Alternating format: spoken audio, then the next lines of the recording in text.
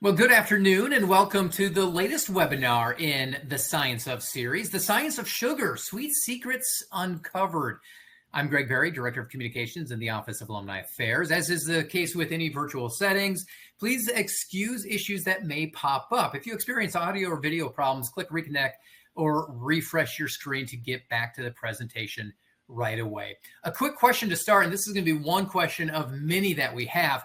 How would you describe your relationship with sugar? We're going to go ahead and leave that up for a little bit. Are you best friends? Maybe it's complicated. You're just trying to avoid it altogether. Maybe you're mindful but not strict. And lastly, maybe you don't think about the relationship you have with sugar much at all. We're going to have a very similar one coming up here later on, but I'm watching this jockey things around. We'll keep that up so you can select the best response that reflects your relationship with sugar. And for today's live attendees, we are recording the webinar. Once we upload it onto our website, we'll send an email with a replay link. Today, Tara Kelly makes her second appearance in our The Science of series. She was part of the second installment during The Science of Hunger with Dr. Jose Fernandez. Tara is an instructor in the Department of Nutrition Sciences. She earned a BS in Nutrition and Dietetics and MS in Nutrition Sciences from East Carolina University, the Pirates. Well, she's been part of the Blazer family for a while. She recently became an alum and doctor. She earned her PhD in Health, Education, and Promotion from the School of Public Health. Congrats on that. And as I mentioned, this webinar is the latest in our series of The Science of. You can check out our complete library of previous webinars in the series by visiting alumni.uab.edu/science series. We've explored everything from cravings to graying hair. Again, that link is alumni.uab.edu/science series.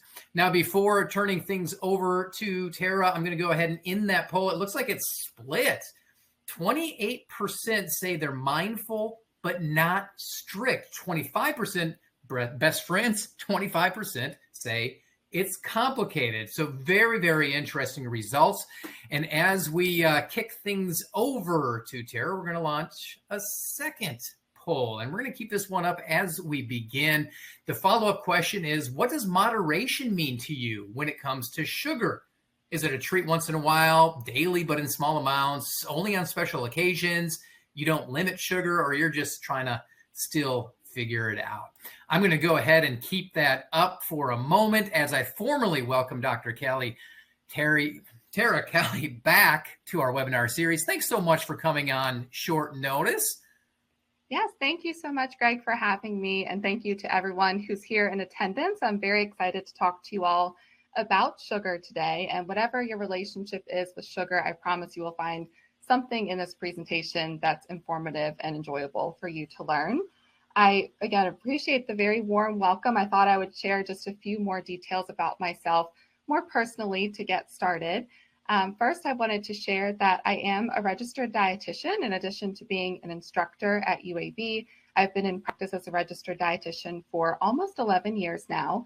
And one reason I'm so excited to give this webinar is because one of the most common questions I get in my practice is about added sugar, or I shouldn't just say one of the questions. I get so many questions about sugar, added sugar. What should I be doing with my consumption of foods that contain sugar? So again, really excited to talk to you all about that today. And that really helped to frame a lot of this presentation is what are some of those really common questions that I get from individuals such as yourselves. I also wanted to share that I am really the true embodiment of a home buddy. I love being home with my family and any of those homebound activities like reading or baking. So for those of you that do love sugar and do love to have a sweet treat, I promise you they can fit into an overall healthy meal plan. And that's something that I hope that you take away from today's session is how to balance things in our dietary consumption.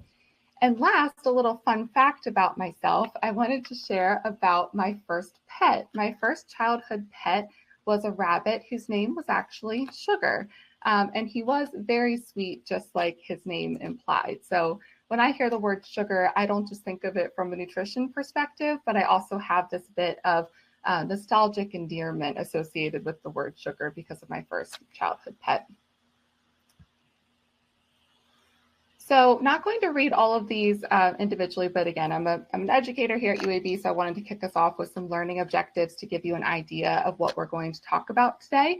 But basically, I broke up this presentation into 3 parts. We're going to learn about what sugar is and the different types of sugar. We're going to learn about the recommendations for sugar intake and learn how to be smart consumers with our sugar intake. And then we're going to talk about some non-nutritive sweeteners. So those are often referred to as artificial sweeteners, and those are typically used in products when we don't see sugar, but it's something that's trying to be sweet. And that's added again because of those very common questions that I tend to get from individuals. So I wanted to make sure to cover that in today's talk. So first, starting off with just a definition of what is sugar, because I think this alone can be confusing in itself. And it's because the word sugar has really started to be used very universally to describe a lot of different things. But typically when you hear the word sugar, what we're referring to is table sugar, like the image that's shown on the screen. So that white table sugar that's used to sweeten coffees or used in baked goods, that's typically what's describing the word sugar. But sugar can mean a lot of different things because, again, there's a lot of different types of sugar, so it is kind of a universal term. So let's break down what some of those other definitions of sugar might be. So first to start, sugar is considered a carbohydrate. So whether we're talking about this table sugar or we're talking about other sugars you might be referring to, they're all part of the carbohydrate family, which is broken down into simple carbohydrates and complex carbohydrates. The simple carbohydrates are called simple because they only have 1 or 2 sugar molecules. If 2, it's 2 that are bound together, whereas our complex carbohydrates might have many more than this. So that's like our starches and our dietary fiber. Sugars can be naturally occurring, so we can have sugar naturally found in a lot of the foods that we consume, but typically are fruits, vegetables, and carbohydrate sources. But sugars can also be added to food items, and that's really a lot of what we're going to talk about today is those sugars that are added into foods that we consume. So where does this sugar come from, though, referring to sugar as in our table sugar, so the like true definition of the word? Sugar is derived from a plant. So even though it's processed into this little white granular substance that we put in our foods, sugar actually comes from the plants that are shown in the visuals on the screen. It either comes from sugar cane or sugar beets traditionally. Sugar cane is what has been domesticated for much longer, though sugar beets have been domesticated for a long time as well. Sugar cane actually, the domestication of it dates back to 8000 BC, which is the time when we were first developing modern day agriculture, like basic farming practices. Prior to this, humans were just known for our hunter-gatherer skills. We weren't actually taking crops and growing them ourselves, again, using them as a form of farming in our home areas. So sugarcane dates back to this time in New Guinea, and it was used mostly just to chew on for the sweetness of it, but then the evolution of sugar just keeps going from there, where people learned that you can extract the syrup and then make, again, that little granular substance from it. Today, sugar is made all across the globe. Brazil does grow more sugarcane than anywhere else in the world, but the top 3 growers are Brazil, the countries of the European Union, so that broad area of Europe, and India. But we do have some states in the United States that grow sugarcane, like Florida, Louisiana, and Texas do have some sugarcane in those warmer climates.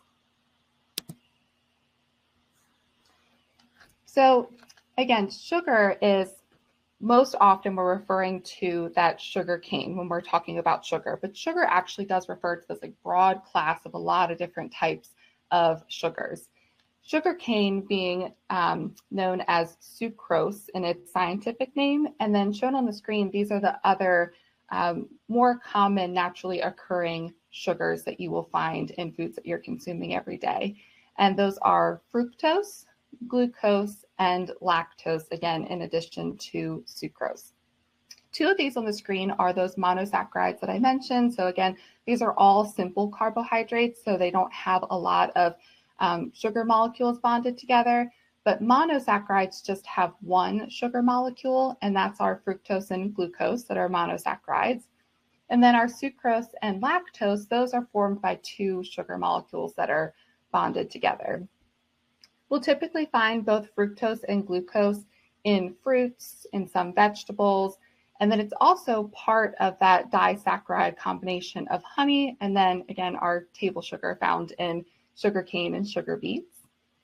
And then we've already talked about sucrose a lot, so I won't go back over the sugarcane bit, but also just know that maple syrup actually has the same breakdown as sugarcane and sugar beets. There's just a different percentage in the amount of fructose and glucose in these different food items, but they're made up of the same single sugar molecules that make up sucrose.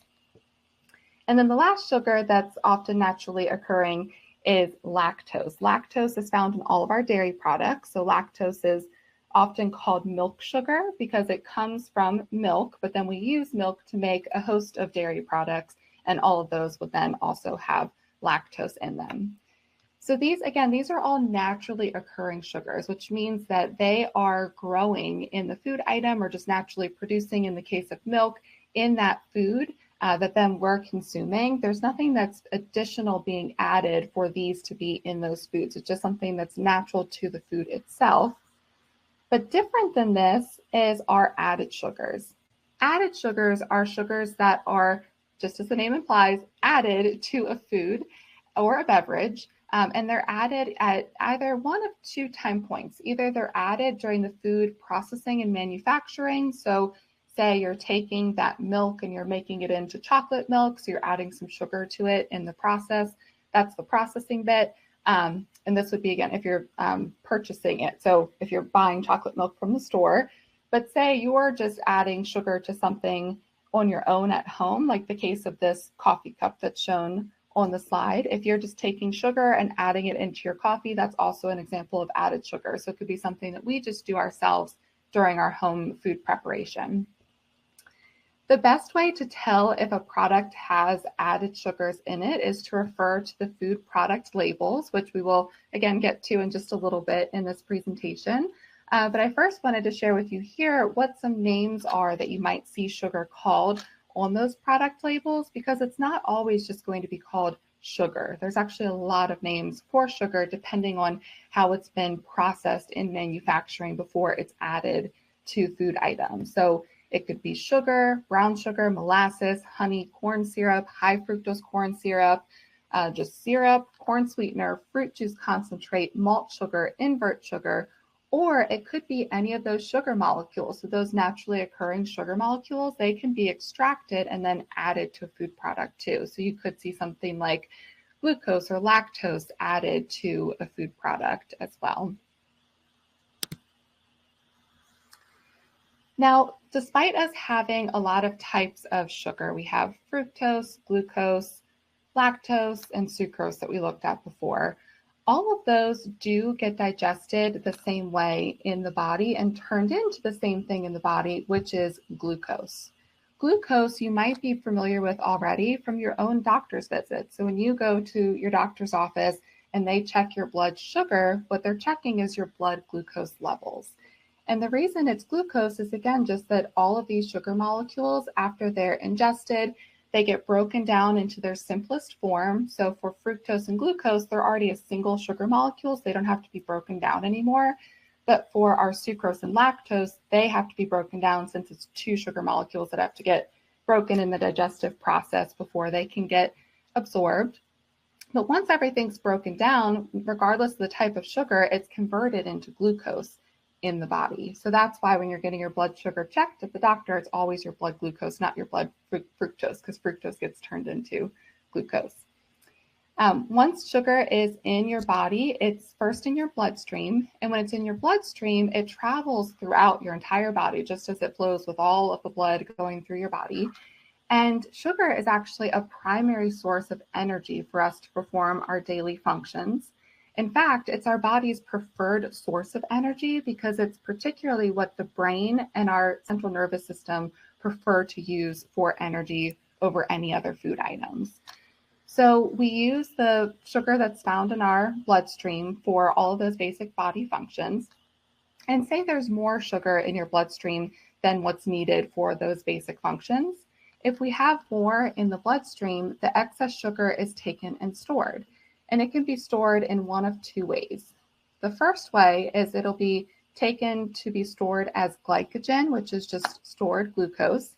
And this glycogen is just glucose that we always have on reserve because, again, it's something that like your brain prefers to use as an energy source. So say you haven't had enough to eat in a while, your body will tap into those reserves to use that for fuel since that's the preferred source. So this glycogen is stored in a lot of areas throughout our body, like our liver or in our muscle tissues. But let's say that you have more sugar than you need in your bloodstream. Those glycogen reserves are already full. Your body's not just going to get rid of sugar, it's still going to take it and store it. So this is going to get stored as excess fat in the adipose tissue of our body. So we'll never just get rid of it, we'll always keep it on our body and store it. And this is why consuming too much sugar, and when I say this, I want you to think of added sugar specifically. When we consume too much sugar, this is why it can lead to weight gain. And this is where you might hear of health consequences that are associated with having too much added sugar is because of that weight gain piece. Because weight gain is associated with a number of health complications, including things like type 2 diabetes or even heart disease. And heart disease is especially concerning, being our leading cause of death in the United States, and it has been for the last 60 years. So that's a health concern to all be aware of related to weight gain from too much added sugar intake. Okay, so now I am going to transition us to talking more about recommendations for our how we should be consuming sugars, how much added sugar we should be consuming, so we can try to have it as part of a healthy, balanced lifestyle and diet. But before we go into this, I was curious who in attendance has a sweet tooth.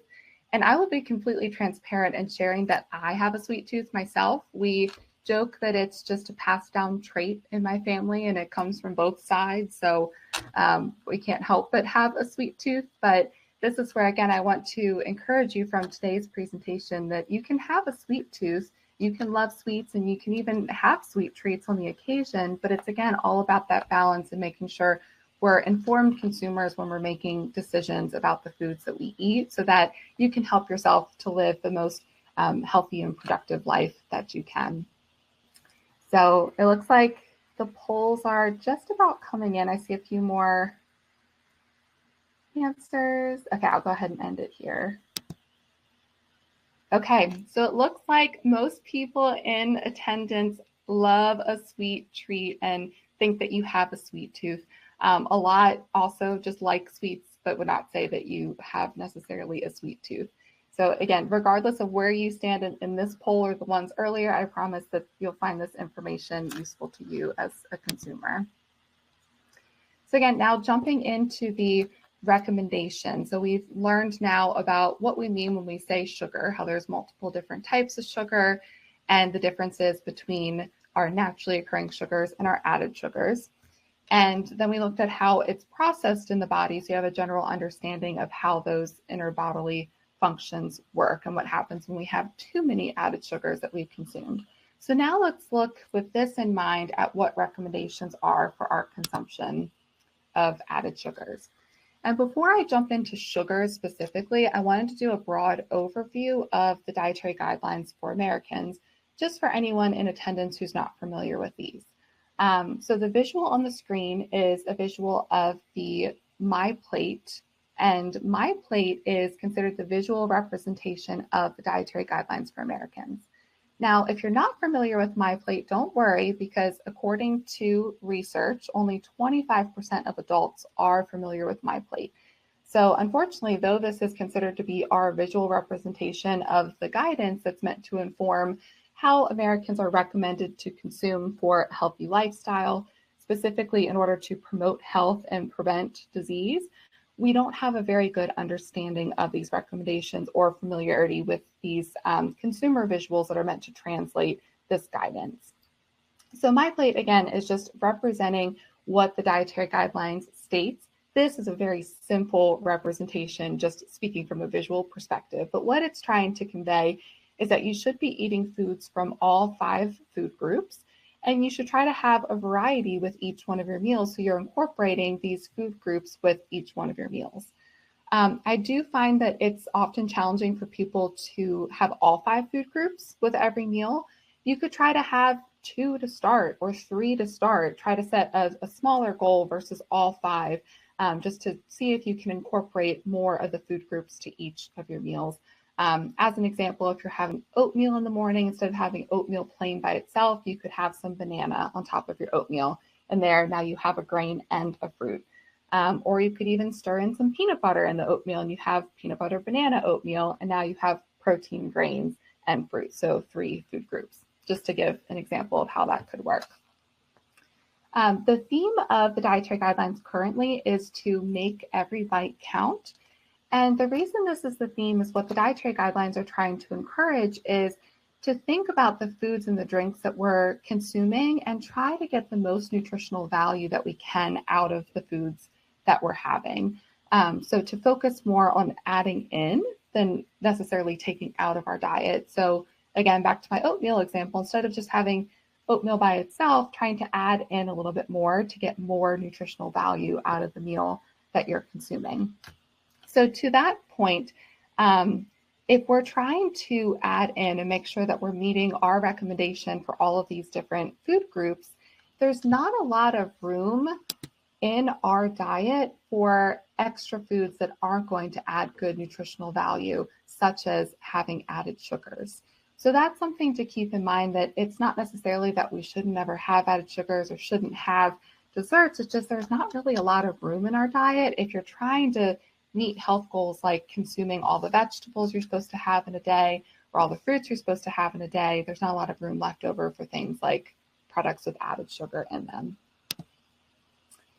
And this is more specifically what that looks like. So the graphic shown here is the dietary guidelines taking a 2,000 calorie a day diet and breaking down what someone's food group goals should be if they are someone that's supposed to have about 2,000 calories in a day.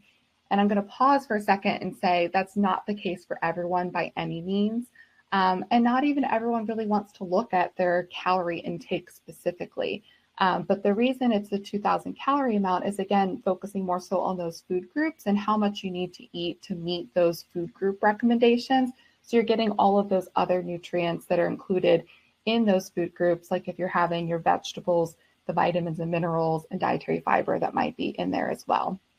And since not everyone is supposed to be having 2,000 calories a day, some people need much more than that. Some people might need a little less than that. I have a QR code on the screen that directs you to the MyPlate website. There's a really helpful resource on here called the MyPlate Plan, where you can put in some of your personal information, just like your weight, your height, activity level, some other small details, and it'll compute for you how many of each food group you should be trying to consume in a day. So how many servings from each food group you should be striving towards.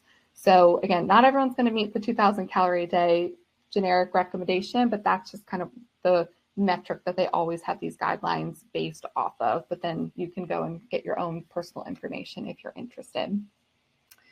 So taking that 2,000 calorie a day example, the dietary guidelines determined that an individual who has that energy requirement would meet their nutrient needs, 85%, I should say, of their nutrient needs if they eat all the food groups that they're supposed to be having in a day. So all the servings of all the food groups in a day supplies 85% of their body's needs. That means there's only 15% left over for other items. And other would be things like added sugars. And then the other food component that they're considering here is saturated fats, because saturated fats are another one of the nutrients that the dietary guidelines suggest to limit. So taking that together, the recommendation that's coming from the dietary guidelines currently is that we as adults should try to limit our added sugar intake to less than 10% of calories a day. So again, less than, we're trying to not have 10%, we want less than that. And that's the same recommendation from the World Health Organization. So more globally, the World Health Organization is also advising less than 10% of calories per day. But there's a different recommendation coming from the American Heart Association. And again, that's coming from the concern for heart disease risk, heart disease being the leading cause of death in the United States consistently for decades. And they recommend that no more than 6% of calories in your diet should come from added sugars. So with those two numbers and using that 2,000 calorie a day metric, that would be no more than between 30 and 50 grams from added sugars in a day. The 30 number coming from the American Heart Association recommendation and the 50 from dietary guidelines and WHO. So that might sound like a lot when you see 30 to 50 grams. It seems like it could be a lot, but it's actually not that much when you start looking at products and actually how much sugar is in them, which is where I have lots of examples to share with you. But before I get into specific examples, I want to look more broadly at what are some of the top sources of added sugar in our diets. So most Americans are currently consuming about 266 calories a day from added sugars. So most Americans are typically consuming, that's about 67 grams a day from added sugar. So 67 being above the recommendation of the dietary guidelines and over twice the recommendation of the American Heart Association. And the common sources in general are our baked goods and desserts. So those are sweet tooth people like myself. That's where we come in, as well as candies and chocolates, if that's more of your preference.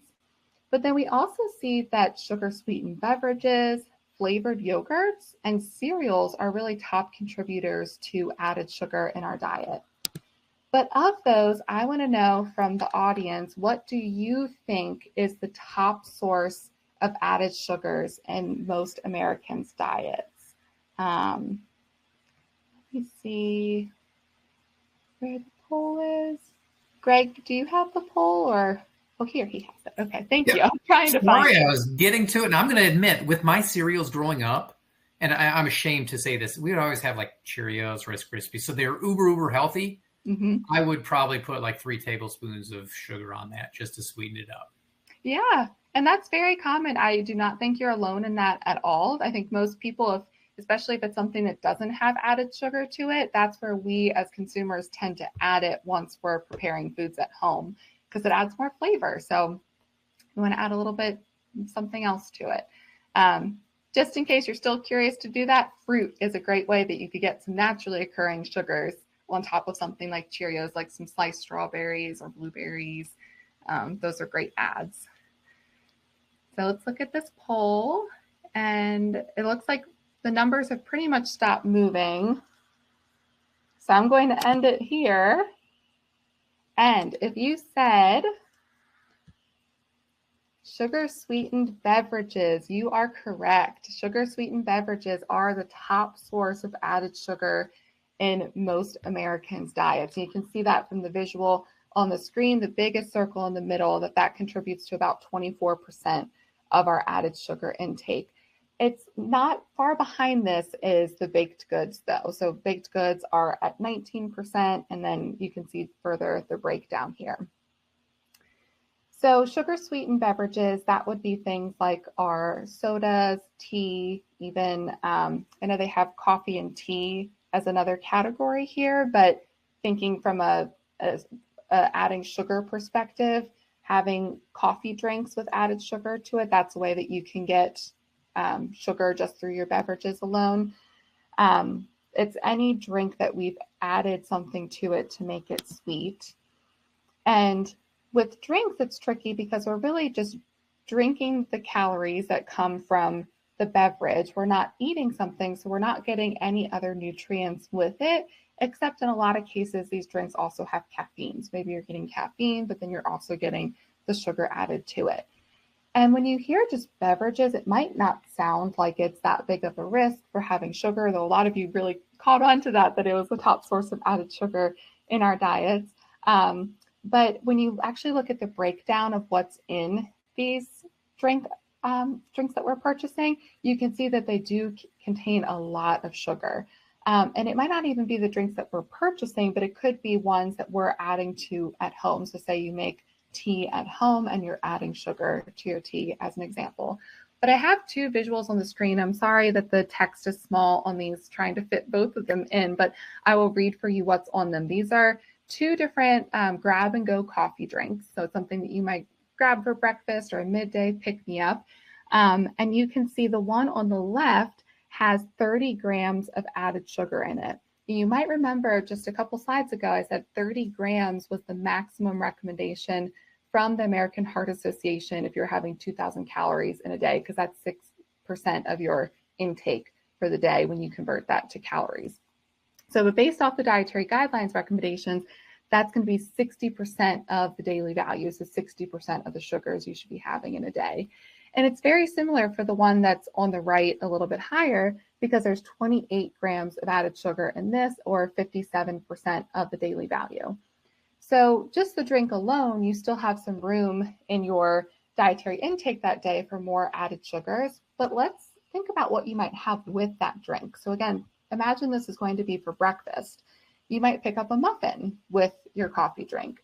That muffin is a baked good, so the baked good's going to have sugar in it because you need sugar in baked goods for part of the baking processes like tenderizing, or if it's a yeast item, you need to have the sugar to help the yeast grow. So we have to have sugar in our baked goods, but that's added sugar. So that's more sugar going towards the amount that you should be having in a day, which could be putting you at your total for the day or even above your total.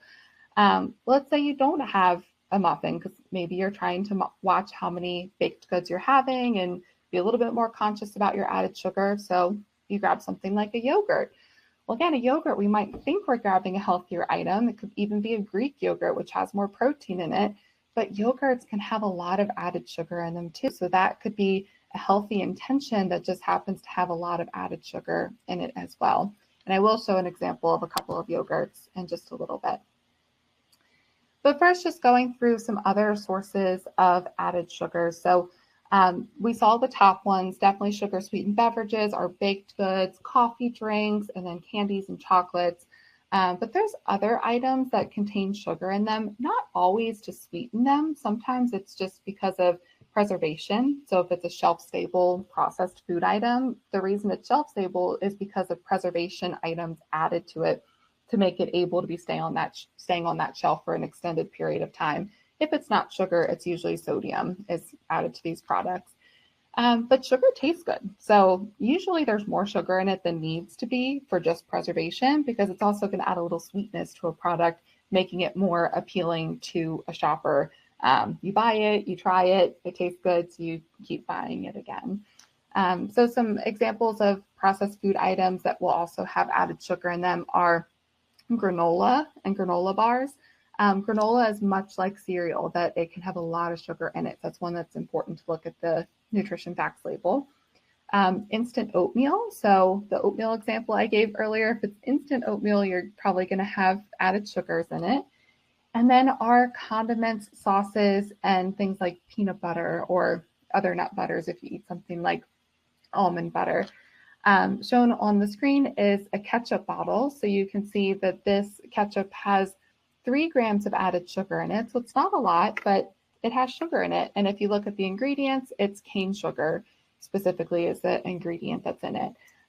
Now, again, could be partly because of the preservation needs, but it adds up if you're having multiple items throughout the course of the day that all are having added sugar in them. So an important takeaway of this and what we're about to practice together is it's really important to look at product labels. And I'm not going to lie to you, this can take time. It really can take time to thoroughly look at labels and be an informed consumer, but it doesn't take time every time you go to the store. If you look at, say, ketchup bottles or say oatmeal one time at the grocery store, you can make a decision about, I feel comfortable with purchasing this item based off of what I've looked at. And then the next time you go to the store, you can buy the same item. You don't have to spend all the time looking at the labels again. So I encourage you to try to take the time at least once for products to try to make an informed decision about what you're buying, but then be encouraged that even if it takes you a while to look through all the options that are on the shelf that time, it's not going to take you a long time every time you go to the store, maybe just when you want to try something new or switch it up a little bit. So what are we looking for when we're looking at these nutrition facts labels? Well, excitingly, not long ago, the FDA revised our nutrition facts labels. So now there's a whole new section on them for just added sugar. So it can really, again, help you be an informed consumer because it's much easier to see what products have added sugars in them. So the two important things to look at are first, looking at the total sugars. Total sugars encompass all sugars that are in the product. So it might be that there are naturally occurring sugars, and then there could also be added sugars.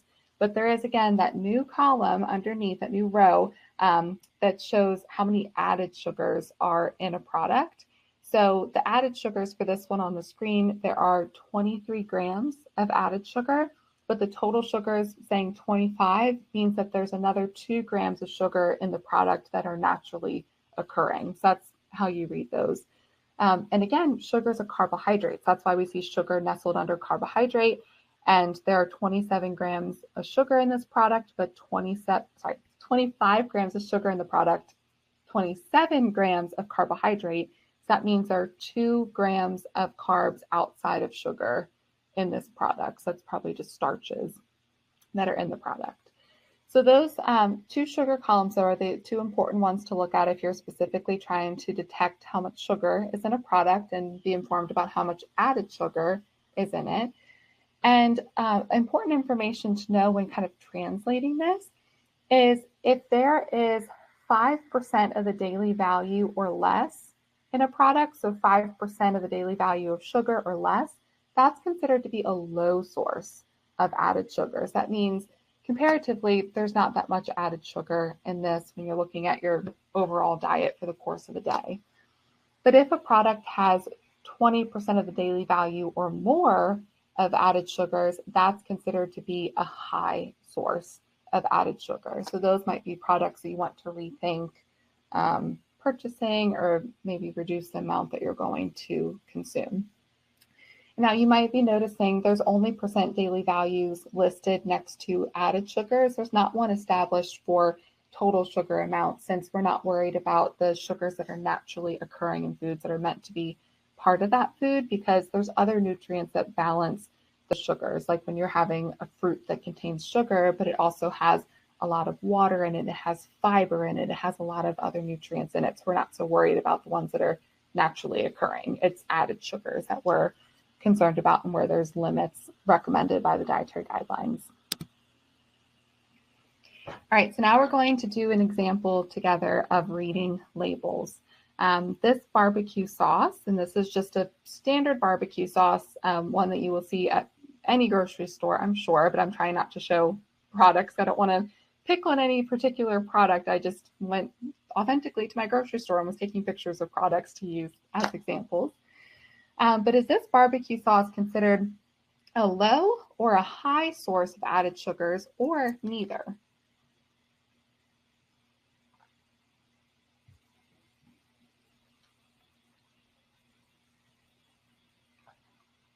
I'll give you all just a minute to answer that. Excuse me, while I'm clearing my throat. My allergies have been very bad. I apologize.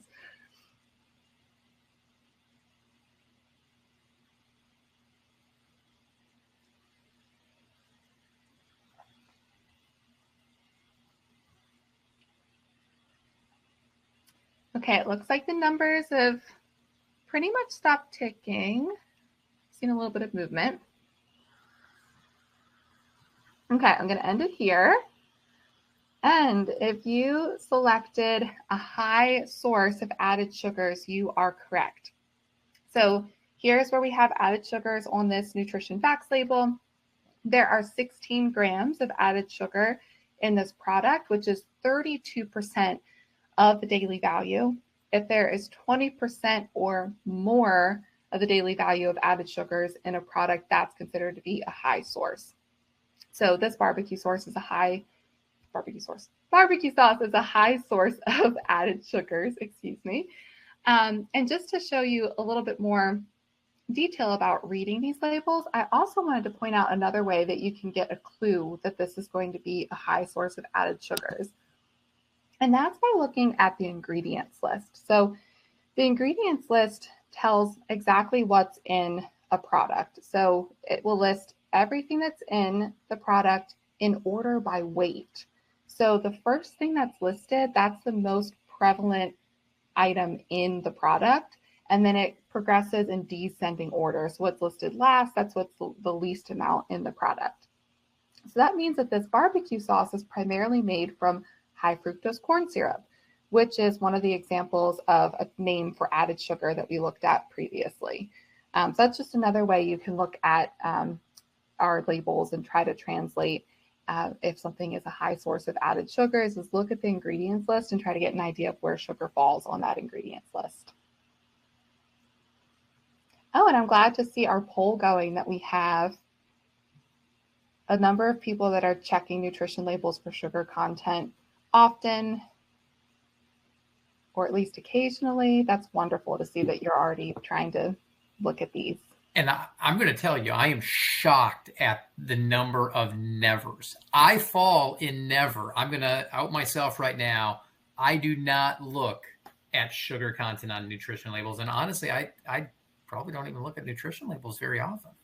Yeah, and you are like a number of consumers that a lot of people don't look at the back of products, or it's usually the back or the side of a product where we find these nutrition labels.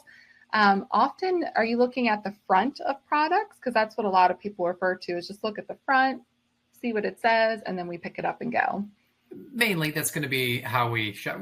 We're visual eye shoppers when we're at the grocery store, but a lot of our stuff is fresh too, so we're not necessarily doing a lot of that either. So yes, and that's a great point. If you're purchasing fresh items that don't have labels on them, that's good, because if it had something like added sugar in it, it would have that label. So it would be marked by a label. But I encourage you all, a big takeaway of this is just next time you go to the store, take a few minutes to look at the label for the products that you're regularly purchasing, because you might be surprised to see what's in them. And there might be an alternative product that's just as good for you to have for other purposes, if not better, because it doesn't have as much added sugar in it or other unwanted items. So that's one of the top tips that I have for reducing our added sugar intake, is go to the store and look at labels and see if you can select products that either have a low amount or have no added sugars when possible. It's not always possible. And along this line, try to rethink the items that you're drinking and think if there are healthier items for you to be drinking than ones that are filled with a lot of added sugars. This was actually a whole campaign by the CDC and FDA a number of years ago, and they did see a significant decrease in how much added sugar people were having in a day. So we're still above the amount that we should be having, but if you look at graphs of it, we're ticking downward. So people are reducing the amount of added sugar that they're having, and a lot of it's coming from drinks. So that is good. If it's not an option to have low or no added sugars, you can also just reduce the portion size of these foods or drinks. So try to have a little less, like you can still have a piece of cake, but maybe have a smaller piece. And then you can always go back for more if you need to have more, if you feel like you're not fulfilled. But that's always an option to go get more, versus we don't tend to not eat all of what we serve ourselves. It's just something that tends to happen when it's on your plate. We tend to eat it. And then the last recommendation would be just to consume these foods or drinks less often. So again, they can still be part of your diet, but try to consume them less often. So if you are having cake in the middle of the day because a colleague's retiring or there's a birthday, so you have a little celebration, maybe don't go home and have cake again that night, because you would be above your added sugar intake for the day. But it could still be part of a diet in moderation, just sticking with these recommendations to make sure you're not having too much to where you're not eating the healthy food groups that we should be consuming, or if you are having all of those and added sugars and we're just going above the amount of food that we should be eating in a day. So, and to the point of looking at labels, I just want to show a couple of examples here of very similar products and just a quick label read showing the difference in them and added sugar. The one shown on the screen is instant oatmeal, and these are both maple and brown sugar oatmeals. The difference is that the one on the left is an original box, whereas the one on the right is the lower sugar box. And you can see it's a difference of being a high source of added sugar or not considered low, but it's not a high source of added sugar. So the difference of 12 grams of added sugar in the original versus 4 grams in the lower sugar. And otherwise, there's nothing different about the products. You'll see other numbers are different, but it's because the sugars relate to carbs, which relates to the calories. That's why those amounts are all less. And another example of this, as I promised I would get to, is yogurts. As a big Greek yogurt lover myself, I eat one every day. So I'm always looking at product labels for Greek yogurts because there's so many in the store now when you go. And this one was really interesting because this is the same brand. Neither of these labels, I'll show the other one in a minute, neither of them are low sugar. So they're both just original Greek yogurts. They're both berry flavors. This first one is mixed berry, and you can see there's 15 grams of added sugar, which is 30% of the daily value.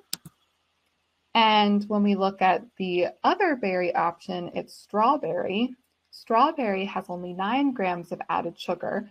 So that's 18% of the daily value, not low by any means. It's still pretty close to high, but it's much different than the mixed berry amount. But these are just 2 berry flavored yogurts just sitting next to each other on the shelf at the grocery store with such a big difference in the amount of added sugar in them. So again, I'm going to say it one more time. I encourage you to look at your labels when you go to the grocery store because just little differences like this can make a difference in the whole course of a day in terms of your added sugar intake. Okay, now I'm going to spend just a few minutes looking at non-nutritive sweeteners, which is our sweeteners that don't have any nutritional value to them. They don't have any calories or very low amount of calories, as well as sugar alcohols, because if you're purchasing products that are considered low in added sugar or have no added sugar, but you expect them to be sweet, they more than likely have one of these 2 in them. So I just want to do a really brief overview of what these products are, just so that you have some information about these for moving forward. So first, looking at our non-nutritive sweeteners, these are, again, they're ones that provide sweetness, but they have very little to no calories. So the non-nutritive term is coming from nutritive, meaning that it provides nourishment or relating to our nutrition. The thing about these is while they don't have as many calories as sugar would contribute, which sugar has 4 calories per gram. So any gram amount you see, multiply that by 4, and that's how many calories you're getting from sugar in a product. These tend to be significantly sweeter than our table sugar. So the way they're intended is that manufacturers don't have to add too much to them, but you can often still have the result of a product tasting a lot sweeter than it would if it was just table sugar. But then again, there's the calorie difference between the 2. So we have a lot of non-nutritive sweeteners that are approved by the FDA because all of these, since they're manufactured products, they have to go through FDA approval before they can be used in food products. Some that you probably are familiar with are the sweeteners that you can put in coffee and tea besides sugar. So if you go to a restaurant and there's the little sugar container on the table, there's probably a pink pack, a yellow pack, a blue pack, and the white pack, and the white's the table sugar. I'm talking about the other colorful packets here with these examples. So, and I want you here to look at the sweetness index. So the sweetness index is referring to how sweet these non-nutritive sweeteners are in comparison to table sugar or our sucrose, assuming that sucrose is a 1. So saccharin, for instance, being 300 to 600 times sweeter than sucrose. So again, they're much, much sweeter than our traditional table sugar. So the products that you're purchasing that might have these likely taste very sweet. And this is just a visual representation of what that looks like. This graph comes from the FDA. I had on the previous page this link if you want to read more about these, because again, I'm just doing a very broad overview here. There's a lot of information on the FDA's website since they're the group that oversees these products and approves them, determining whether they're safe or not for use, and then approves them. But again, just a visual representation. As you can see, table sugar is at the very bottom of the visual shown. So that's the metric, and then this is showing outward how sweet all these items are in comparison. Okay, and then the other thing I wanted to point out from this is that since these are manufactured items that have been like developed for us to use for sugar and they're not naturally coming from a plant, with the exception of stevia. So that's why stevia, you'll see FDA approval for it is that it's just generally recognized as safe. And that's because it's derived from plants like our sucrose is derived from sugarcane or sugar beets. But for any of these non-nutritive sweeteners, we do have acceptable intake amounts that have been established. And these I wanted to point out because you'll see a lot of, especially media talk about whether are these items safe or not. So the only thing I'll say about this is they are approved by the FDA. So the FDA has marked them as safe, and they have also established these acceptable amounts, and you shouldn't be going above what these acceptable amounts are. So the acceptable amounts they also have on that same link that I shared previously. So again, found on the FDA's website, and what's considered to be the safe level of these different sweeteners. So it's actually, you could have quite a lot, not that you should have quite a lot of these, but you could have quite a lot of these. Like for instance, it says that you could have 23 packets of Splenda, and that's considered to be a safe amount over the course of a day. Okay, and now sugar alcohols, because sugar alcohols are another one that if you're not finding a non-nutritive sweetener in a low or no sugar product that should likely have sugar in it, you probably are seeing sugar alcohols. Sugar alcohols and non-nutritive sweeteners are not one and the same, but they do kind of get used interchangeably. But sugar alcohols are actually derived from sugar. So they do come from sugars directly.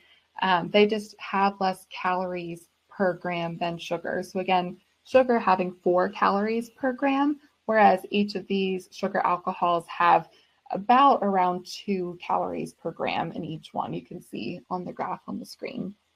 But I have here a few of the common ones that we'll see in a lot of food products: xylitol, mannitol, sorbitol, and erythritol.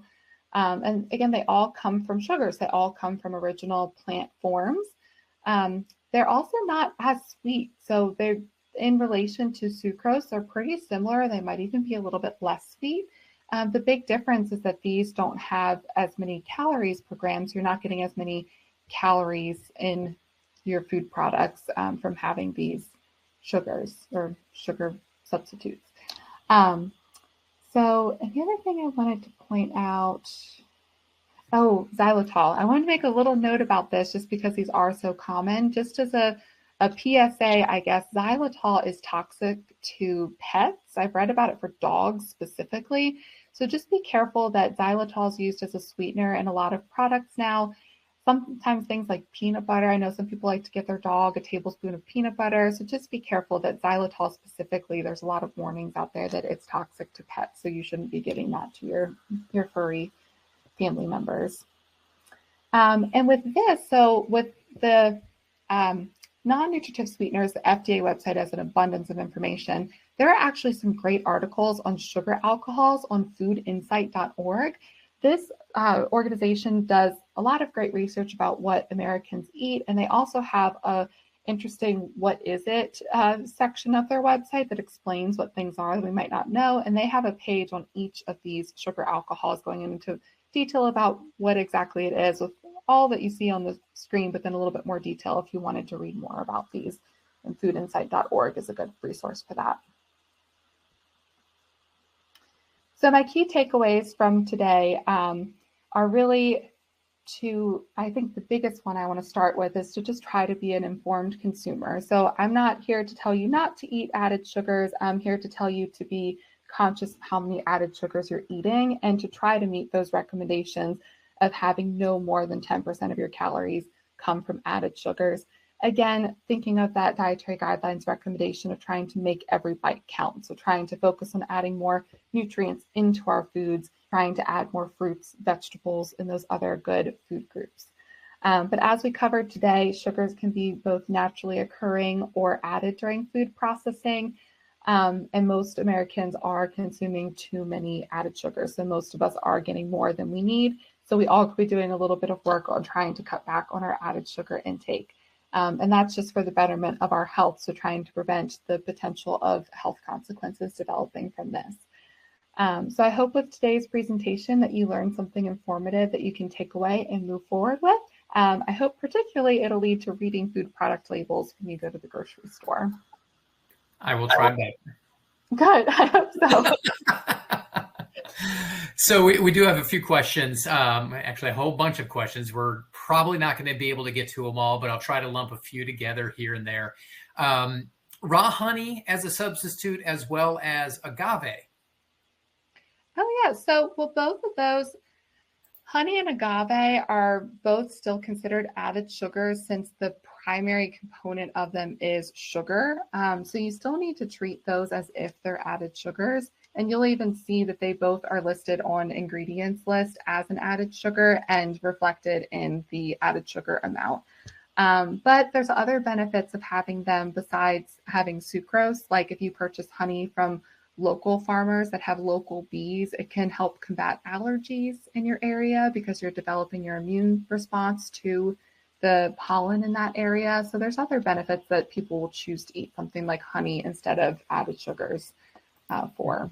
Somebody did ask me to slide it back here, so I want to keep that up for a moment. Sure.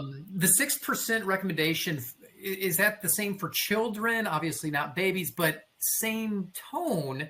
Is the daily percentage a reference for adults and not children? Those are recommendations for adults. Yes, children are supposed to be having less than that. And it's even for children 2 and up. So 2 and under are not supposed to be having any added sugars. I think there's a misconception that starting at year 1, kids can start to have some added sugars, but it's really recommended they should not have any until they're at least 2 years old.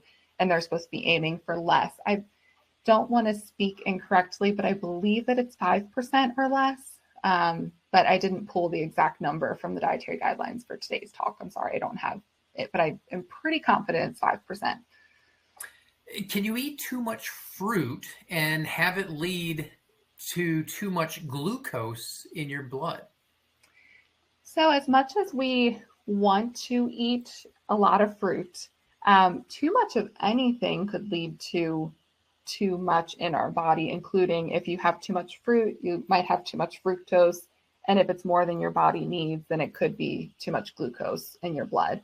But I will say most people don't eat enough fruit. So I wouldn't worry about that because when you look at the amounts that people are eating over the course of the day, and this is all graphed in the dietary guidelines really beautifully, and that's at dietaryguidelines.gov if anyone really wants to deep dive into this.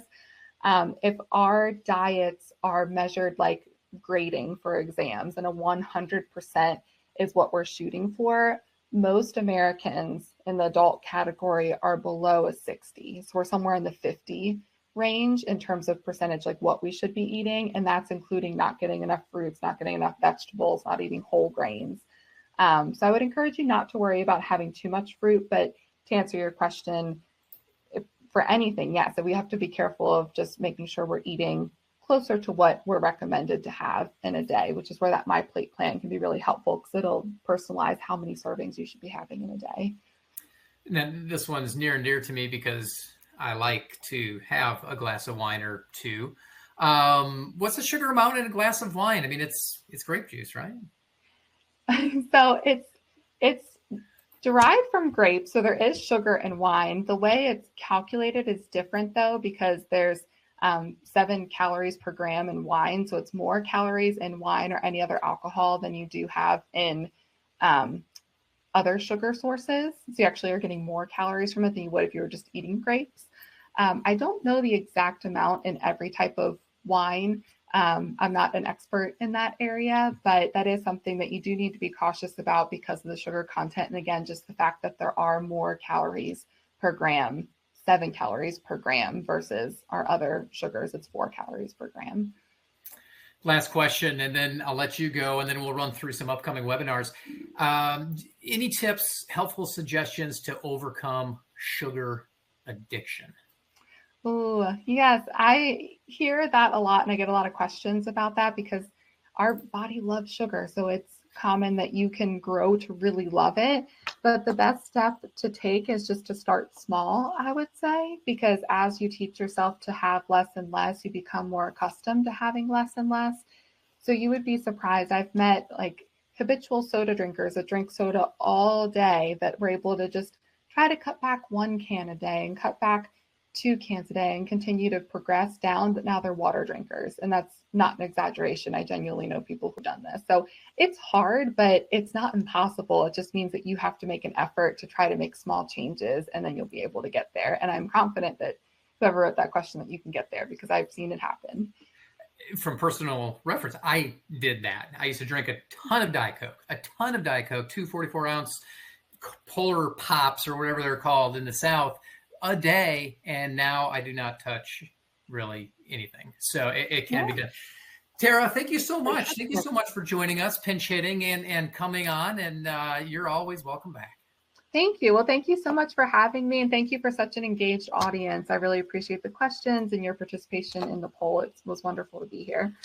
Thank you so much. And a quick reminder to our audience, today's presentation was recorded. Once it's uploaded onto our website, we will get an email with the link to you. Meanwhile, join us for these upcoming webinars. Next up on June 5th, Recognizing and Avoiding Fraud Schemes in 2025. Then on July 15th, we'll host Moving Towards Plant-Based Milks. Are they healthier? On August 7th, come back for the Signals We Send, Rethinking Leadership in an Age of Noise. And on September 16th, join us for Public Service in Pop Culture, learning about government and nonprofit from your favorite shows. You can register for these and more at alumni.uab.edu/events. As we close, let us know how we're doing. What do you think of today's presentation? What do you like to see in the future? The QR code on your screen is going to take you to a brief survey where you can share your thoughts. Once again, thank you so much for joining us. And as always, go Blazers.